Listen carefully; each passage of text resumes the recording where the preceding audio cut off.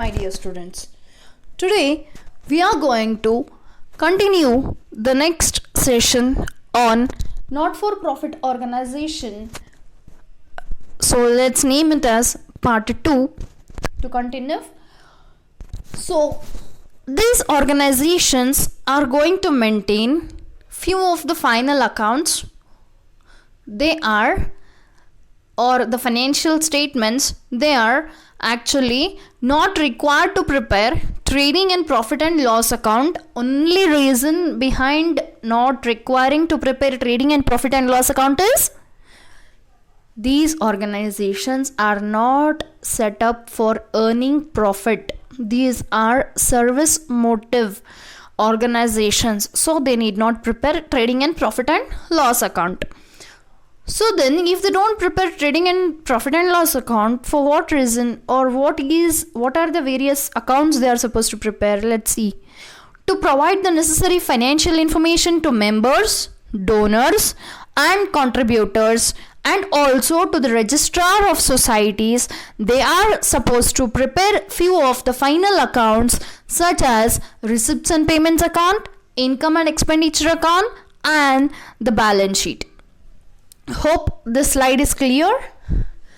One thing is, these organizations do not prepare trading and profit and loss account, but to inform or to show their way of spending money or to be transparent, these organizations are supposed to prepare some financial statements to provide with necessary information to their members, donors and contributors, and also to the registrar of societies where these organizations are registered. They are supposed to prepare three important financial statements or final accounts. Those are receipts and payments account. Can you all remember? First one is receipts and payments account. Second one is income and expenditure account, and the third one is balance sheet. And coming to the next concept, or what do you mean by receipts and payments account? Why they are supposed to prepare this receipts and payments account? So it is the summary of cash book transactions, cash and bank transactions. Here in the cash book we are going to maintain all the cash as well as bank related transactions. So exactly, receipts and payments account is the summary of cash and bank transactions. So helps in preparation of, with the help of receipts and payments account, they are going to further prepare income and expenditure account, and with the help of income and expenditure account, they will be in a position to prepare balance sheet. So by this you will have understood the step. Receipts and payments account is nothing but it is the cash and bank transactions of the not-for-profit organizations. With the help of this cash and bank transactions, that is receipts and payments account, they are going to prepare income and expenditure account, and lastly the balance sheet. So it is a legal requirement, as the receipts and payments account has also to be submitted to registrar of societies. Even it is a legal requirement. As per the law, they are supposed to at any cost prepare a receipts and payments account, income and expenditure account and the balance sheet, and submit it to the registrar of societies. Along with income and expenditure account and the balance sheet, even receipts and payments account is to be submitted. You are not supposed to neglect receipts and payments account, because that is the base. With the help of it, you are going to prepare income and expenditure account and the balance sheet. Secondly, what is income and expenditure account in short? It is akin to profit and loss account. Akin means it's almost similar to profit and loss account, which you were preparing in the business organizations. So the not-for-profit organizations usually prepare income and expenditure account and balance sheet with the help of receipts and payments account. So the trial balance. Why is this trial balance required? In order to check the accuracy of the ledger accounts, they also prepare trial balance. Why is the trial balance prepared? In order to check accuracy of the ledger accounts. So various ledgers, whatever you have maintained, whether they are accurate or not, you are supposed to test with the help of or check with the help of the trial balance, and which facilitates the preparation of accurate receipts and payments account, as well as the income and expenditure account and the balance sheet. Obviously, if your receipts and payments account is correct, your income and expenditure account as well as the balance sheet will also be accurate. So receipts and payments account, before preparing receipts and payments account, they are supposed to prepare all the various ledgers, and they are going to check those ledgers with the help of trial balance. After preparing income, receipts and payments account, they are going to prepare income and expenditure account and later balance sheet. Very simple. In short, this slide tells you that not-for-profit organizations are going to prepare the final accounts with the help of the ledgers, by cross-verifying the ledgers with the help of trial balance, and later with the help of trial balance they are going to prepare receipts and payments account. With the help of receipts and payments account, they are going to prepare income and expenditure account, and the last stage is the balance sheet. The financial position of the organization is shown. So in detail, what is receipts and payments account? What all does it contains? It is prepared at the end of the accounting year on the basis of cash receipts and cash payments recorded in the cash book. As we all know, as much as possible, the not-for-profit organizations do not do credit transactions. They do compulsorily cash transactions. So it is prepared at the end of every accounting year on the basis of cash receipts. Receipts means cash incomes and cash payments. Cash payments means cash outflows recorded in the, where do you record cash receipts and cash payments? Initially, you are going to record them in the cash book, which acts as your journal as well as ledger. So the second point is, it is a summary of receipts and payments account is a summary of cash and bank transactions under various heads. Third thing is, for example, subscriptions received from the members on different dates which appear on the debit side of the cash book. Subscriptions received, cash is coming inside the business, there is cash inflow, so it is recorded or it appears on the debit side of the cash book and shall be shown on the same item should be taken, that subscription received should be taken on the receipt side of the receipt and payments account as one item with its total amount. Suppose on various different dates, if you have received subscriptions all together under the head subscriptions, the total of subscriptions you are going to take from the cash book to the receipt side of the receipts and payments account. Coming to the fourth point, similarly, salary, rent, electricity charges paid from time to time as recorded on the credit side of the cash book. Now there is cash outflow. In the cash book, you are going to write it on the credit side, but the total salary paid, total rent paid, total electricity charges paid during the year, underline during the year. Here we are not supposed to consider month wise, entire 12 months information together you are going to take as a whole year and you are going to record it in your receipts and payments account.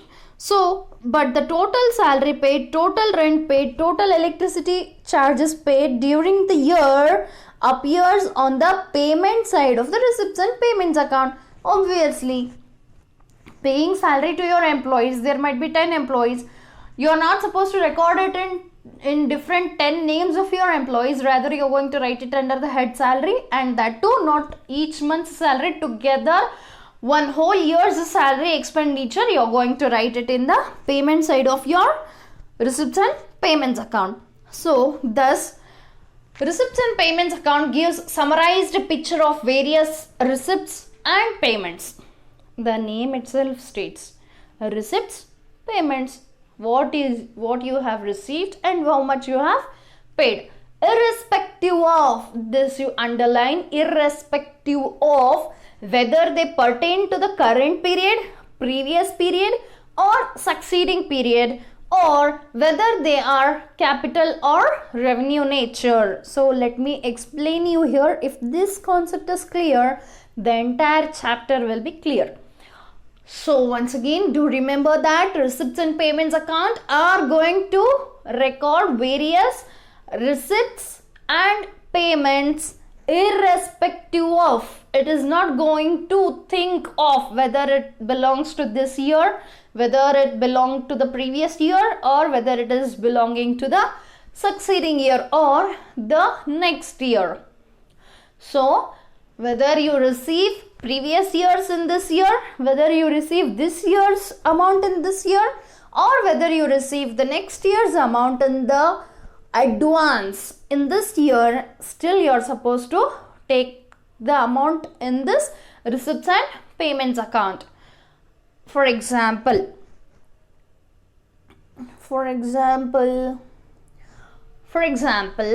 if I am paying electricity bill of last month, or suppose now last year, as we are supposed to consider it as year. Suppose I am paying last year's electricity bill, still it accounts to payments for this year.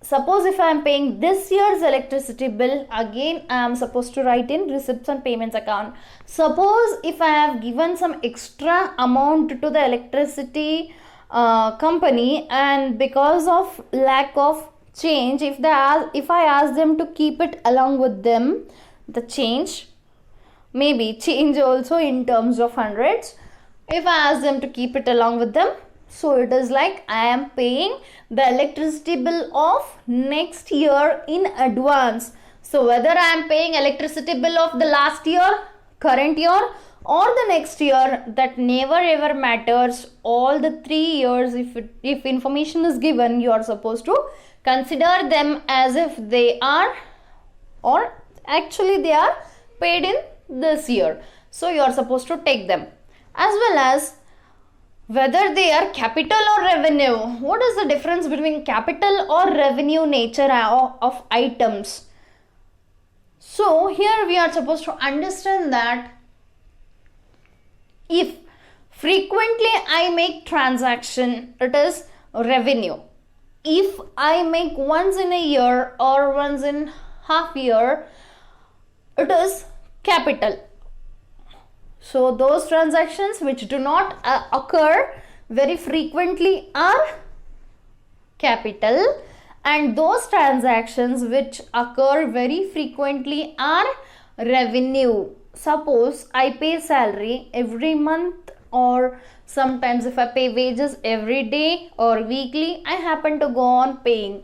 So it is revenue in nature, and after all it is an expenditure. And suppose, what do you mean by capital? So if I am in need of a machinery, maybe I'll purchase a machinery now which is costing 2 lakhs or something, and do I every month I'm going to purchase a machinery? No. Once in a while I need a machinery, and if this machinery which I have purchased already is giving me some trouble, or after 20 to 30 years, if its working capacity has reduced, I'll think of buying the next machinery, one more machinery.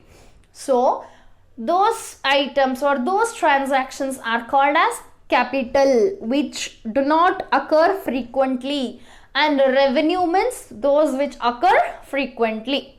So in total, this is going to tell you that you're going to record all the transactions, whether they pertain to the previous year, current year, or the future year, as well as you're going to, irrespective of whether they are of capital nature or revenue nature, you're going to show it in receipts and payments account.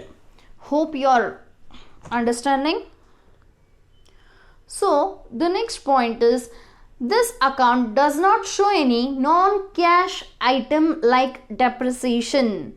Obviously, depreciation, there will be some wear and tear in the value of the asset. Your asset is going to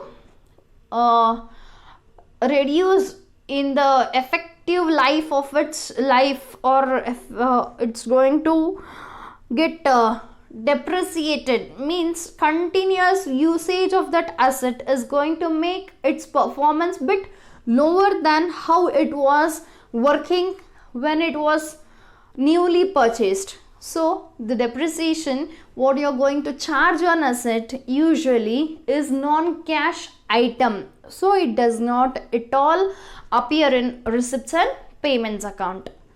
Coming to the 7th point, the opening balance of receipts and payments account represents cash in hand or cash at bank, which is shown on its receipt side.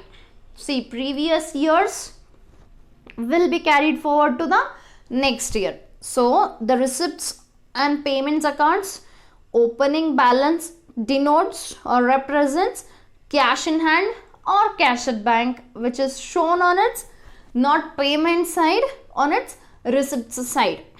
So still we are having some balance of cash or bank which was for the previous year carried forward to the next year or the present year. So the closing balance of this account represents cash in hand and cash at bank balance, or bank balance as at the end of the year, which appear on the credit side of the receipts and payments account. Ultimately, when you are going to close receipts and payments account, if something remains, that something is nothing but if cash or bank balance remains, that is the closing cash or bank balance for the year, and it will be on the credit side of the receipts and payments account. So when can it be shown on the credit side? Only if your debit side is more than the credit side of your receipts and payments account. Means if you are having, or if excess money is left with you in the business, in the organization. So however, if it is bank overdraft at the end, it shall be shown on its debit side as the last item. Maybe sometimes you will have more expenditures than what actually you had received in cash or the money you have. So in such a situation, you will have taken bank overdraft facility. So in such situation, your debit side total is less than your credit side total. So the difference has to be written on the debit side. Okay, when you will be solving the problem on this, you will understand it still more clearly. So ultimately here what you are supposed to remember, non-cash items should not appear on your receipts and payments account. And second thing is, opening balance of receipts and payments account always represents your cash in hand or cash at bank, which is shown on the receipts side of the receipts and payments account. And closing balance of this account represents cash in hand and cash at bank, or the bank balance at the end of the year. This year's how much money is left out, which appears on the credit side of the receipts and payments account. Suppose if there is balance, or suppose if there is some amount to be written on your debit side of the receipts and payments account, it should be considered as bank overdraft at the end as the last item. So one thing is common sense you are supposed to use, that ultimately you will be having at the end of the year either cash or the bank overdraft. There can't be both together. So we shall see next the detailed illustrative list of items of receipts and payments. Okay. So receipts and payments in detail, what are the for example, what are the various receipts and what are the various payments? List of receipts, few to quote there. First one is donations. As we all know, these organizations are not doing business, they are doing service to the members or the public at large. So they will be receiving their income in the form of donations, and there might be general donation or specific purpose donation. What is that specific purpose donation? General donation is some people are going to give you money, and that money can be utilized for any of your needs, any of the organization's needs. If it is specific purpose donation, suppose you are constructing a stadium. In such situation, if they donate in the name of that stadium, you are supposed to use that fund only for construction of stadium, and you are not supposed to use it for any other purpose. So second point is entrance fees. Some nominal fees will be charged to the members to join those organizations, that is entrance fees. And sometimes some shows or something might be organized by those organizations, and they may collect money in the form of entrance fees. And third one is legacies. As we have already discussed, legacies means some people will think of donating their entire or part of their property after their death, and they are going to write a will in the name of any of the organizations, not for profit organizations, and those are legacies. As well as sale of investments. Initially, when they had some money, they will have purchased some investments, and now if they sell those investments, they are going to get some money. Suppose this not for profit organization had purchased shares or debentures of any of the company, they will be regularly receiving the dividends or interest on them. And suppose if they now want to sell the entire investments itself, again the income from sale of investments is a receipt for this organization. And sale of fixed assets, so there will be various kinds of fixed assets if they sell them, and I guess fixed asset meaning you have already learnt. Subscription from members means if they happen to subscribe, or if they happen to join this organization, they will have to pay some subscription fees or membership fees. So those membership fees are called as subscription from members. Life membership fees, some people will have taken lifetime membership, so life membership fees. Sale of old newspapers, if they subscribe for newspapers and for 1 year or for a few months, they are going to sell those old newspapers, and they are going to recover some money from that, and it is called a sale of old newspapers. Sale of old sports materials, if it's a sports club, if they are having old sports materials, if they sell it, the money what they are going to receive is receipt for them. And interest on fixed deposits, if they have kept some lump sum amount in the bank or any of the institutions, if they are frequently recurringly, if they are receiving the interest, again it is income for those organization. Interest or dividend on investments, again if I have purchased any of the domestic companies or foreign companies shares or debentures, I'll be receiving dividend or interest on my investments, that is again receipt for me. Proceeds from charity shows, sometimes they'll do some charity shows, the entire amount can be utilized for some specific purpose or general purpose. Sale of scrap, anything old items which are supposed to be disposed of, those are scrap. If they sell them, again they are going to get the money. Grant in aid, again sometimes some institutions, governments or some organizations might come forward to provide grant in aid.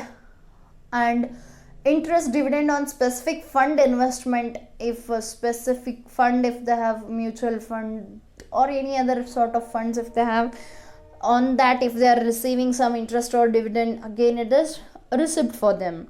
And at last, miscellaneous receipts, any other receipts or any other income which do not appear on the above heads are called as miscellaneous receipts. Hope you have understood the list of basic receipts of the not for profit organization. In these many ways, they will be in a position to receive cash inflows. Now, for what all purpose they happen to make expenditure? Those are purchase of fixed asset. If they are in need of fixed asset, they are supposed to purchase fixed assets. Purchase of sports materials, for that if it is a sports club.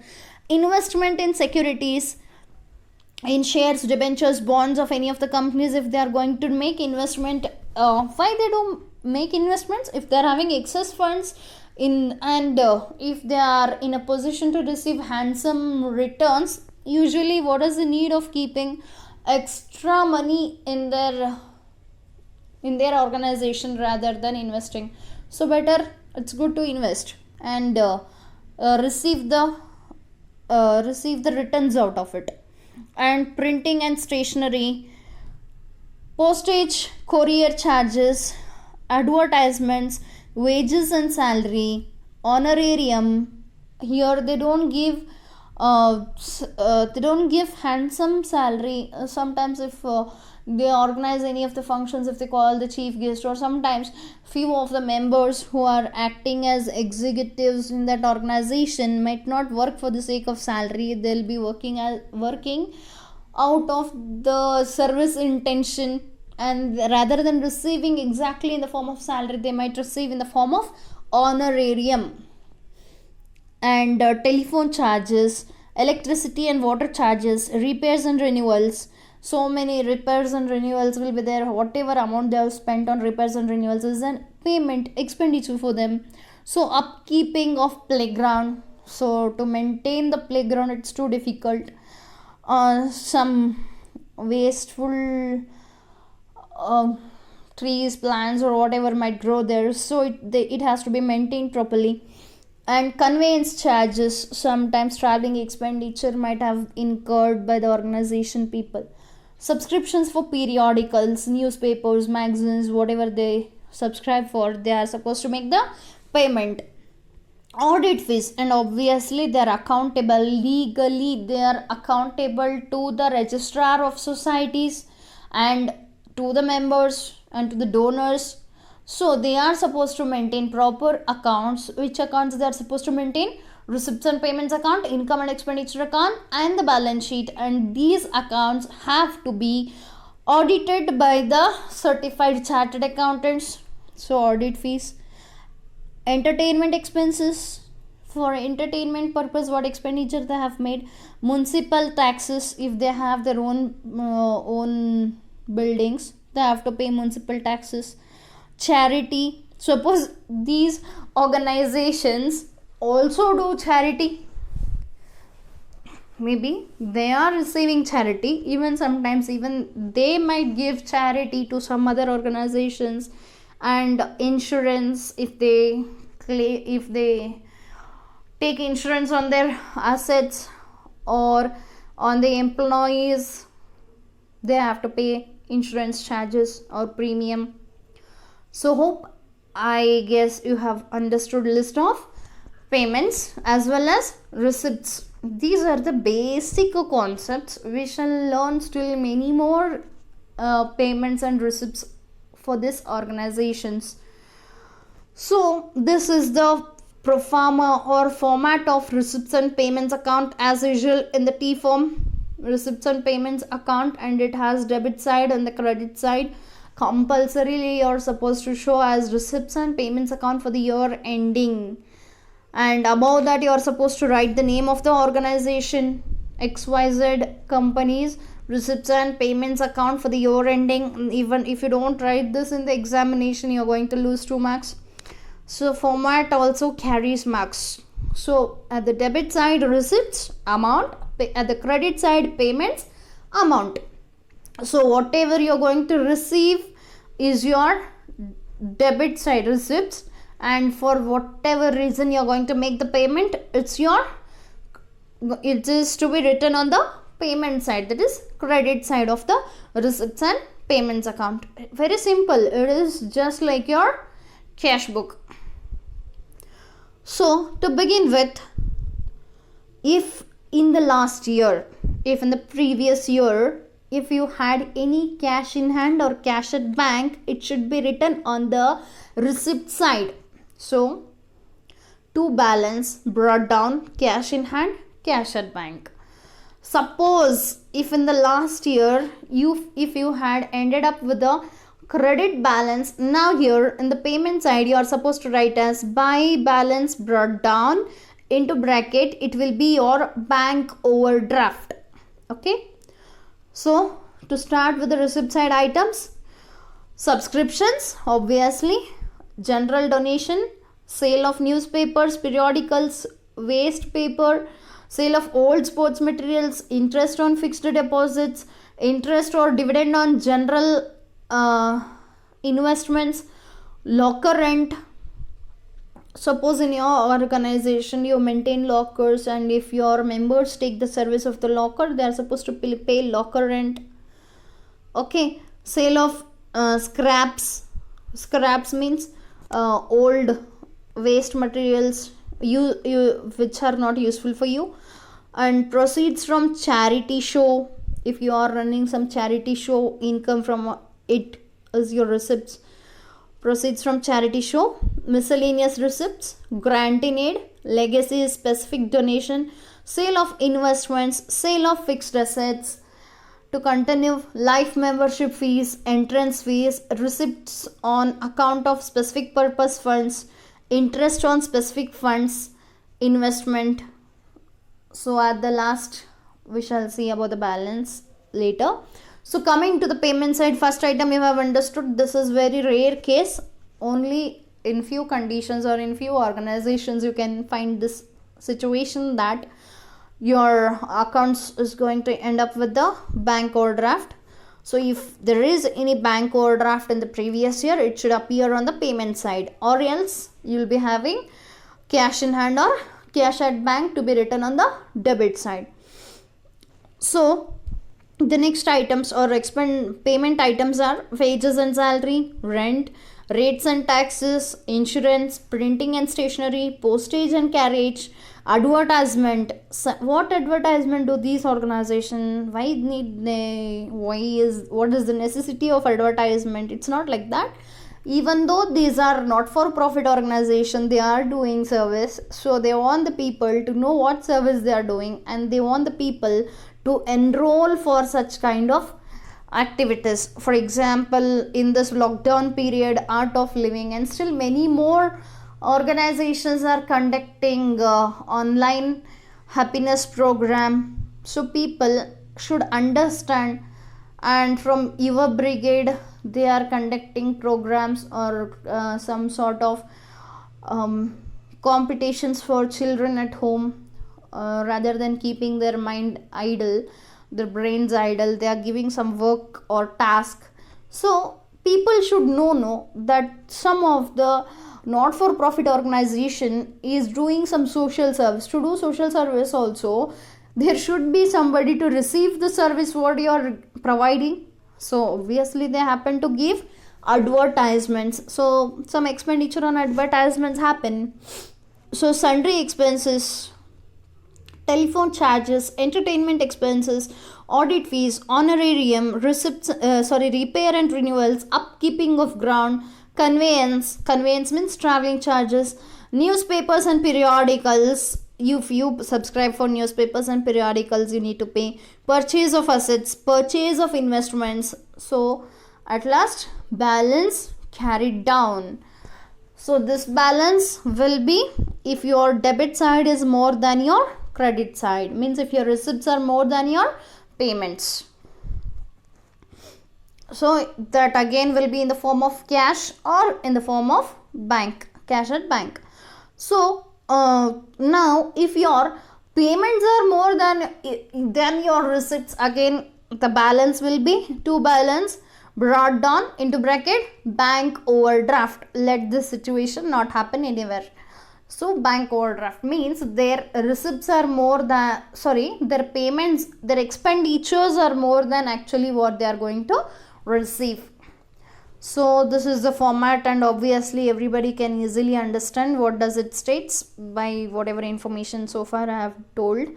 So there will be either of the two amounts, that is each at bank or bank overdraft, not both. So here you can see that in this slide at the last item is given as, in the receipt side, last item is balance brought down into bracket bank overdraft. Either this situation will be there, or like in the previous slide they have written there in the payment side as by balance carried down in the form of cash in hand and cash or cash at bank. So in these two situations, either one situation will arise, not both at a time. Hope you have understood what I am telling. I am telling you that if your receipts are more than your payments, suppose today my mother has given me 1000 rupees and I have paid rupees 800 to somebody. How much is I am left out with? I am left out with 200 rupees. So that 200 rupees is cash in hand to me. I am still having money. Suppose if again in the same case, if she has given me 1000 and I am indebted to somebody of rupees 1200, so still how much I am supposed to pay them? Still 200 I am supposed to pay. As of now I am having only 1000 in the hand. I have paid it. Still I am indebted of 200 rupees. So this is the situation of bank overdraft. Hope you have understood. In short, to summarize the receipts and payments account, this is very, very important. Do remember, the receipt side of the receipts and payment account gives a list of revenue receipts. Receipt side gives revenue receipts for, this is most important thing to be remembered, for past, current and future period, as well as even it includes capital receipts. It includes revenue receipts as well as capital receipts, and the items will be pertaining to past period, current period as well as future periods. Means last year's, present year's and the next year's receipts will be recorded. Those receipts might be in the nature of revenue or in the nature of capital. Coming to the payment side of the receipts and payments account, it gives a list of revenue payments for past, current and future period, as well as capital payments. Hope you have understood. So in the payment side, what happens? I am going to write down the list of revenue payments pertaining to present year, past year as well as next year, as well as I am going to write capital payments. So this much is enough for this class. We shall continue it in the remaining portion shall be continued in the next class. Before winding up, let me tell you one of the quote of Swami Vivekananda, that is, a man is not poor without a rupee, but a man is really poor without a dream and ambition. So my dear students, how much soever rich your parents are, how much soever property you might be possessing in the name of your father, and later on it will be transferred to you, and don't keep off dreaming how much I will get from my parents. You better have your own dream and ambition in life and strive hard to achieve your dream and ambition.